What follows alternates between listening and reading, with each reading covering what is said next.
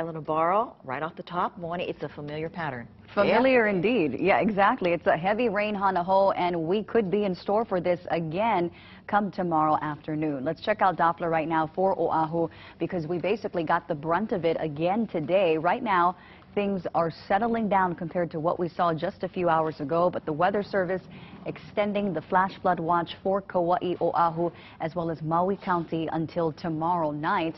Now, things looking good now, but again, we tend to see this flare up in the afternoons because of a combination of things. Thanks to you local users for sending in their shots. Basically, there's an abundance of tropical moisture hovering over the state. We've got the lack of winds. Those two things basically creating an unstable scenario for the islands, especially in the afternoons, and we might see that again tomorrow, so be ready for that.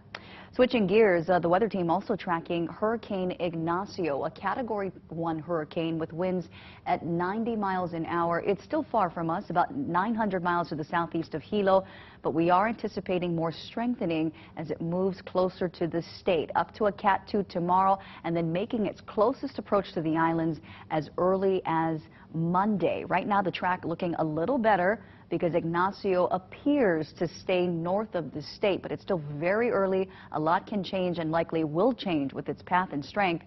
Deteriorating conditions. We're talking high winds, heavy rains can start as early as Sunday for the Big Island.